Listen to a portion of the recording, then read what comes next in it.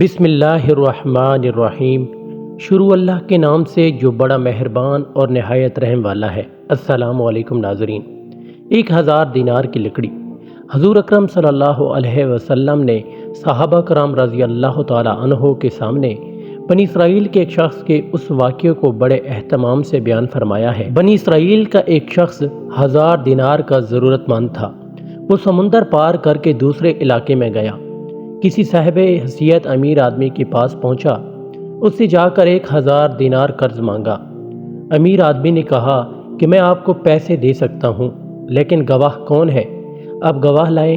اس شخص نے کہا، میرے اور آپ کے درمیان میں اللہ ہی گواہ کافی ہے۔ اور صاحب مال نے کہا کہ بھائی پھر کفیل اور ذمہ دار لاؤ، تاکہ اگر آپ نے ادا نہ کیا تو میں آپ کے کفیل سے وصول کر لوں۔ اس شخص نے پھر کہا کہ میرے اور آپ کے درمیان اللہ ہی کفیل ہے۔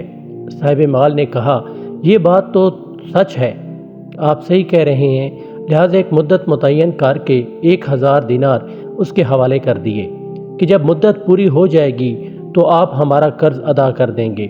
اس شخص نے کہا، ٹھیک ہے۔ پھر یہ شخص 1000 دینار قرض لے کر سمندر پار کر کے اپنے گھر پہنچ گیا اور اسے اپنی ضرورتیں پوری کی۔ جب قرض کی مدت پوری ہوئی تو وہ شخص ادا کرنے کے لیے 1000 دینار لے کر قرض خواہ کے پاس پہنچنے کے لیے روانہ ہو گیا۔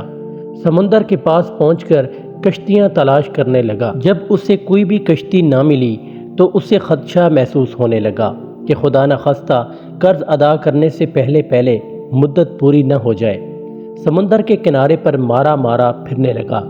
اب اسی طرح کوئی سواری نہ ملی۔ آخرکار مجبور ہو کر ایک لکڑی میں سوراخ کیا اور اس سوراخ کے اندر 1000 دینار اور ایک پرچی رکھی۔ پرچی کے اندر اس نے لکھا، اے سمندر، میرا قرض ادا کرنے میں تو ہی حائل ہو رہا ہے، لہٰذا میں اپنا قرض تیرے حوالے کرتا ہوں، اب تو ہی ذمہ دار ہے۔ چنانچہ لکڑی کے سوراخ میں یہ پرچی اور 1000 دینار رکھ کر سوراخ بند کر کے لیے، اس کے بعد اس لکڑی کو اس سمندر میں یہ کہہ کر بہا دیا کہ لے، اب تو ہی ذمہ دار ہے، اور اللہ سے دعا کی، اے اللہ، میرے قرضہ ادا کرنے میں یہی سمندر حائل ہے، میں تجھے گواہ بناتا ہوں اور تو ہی گواہ ہے، تو ہی کفیل ہے۔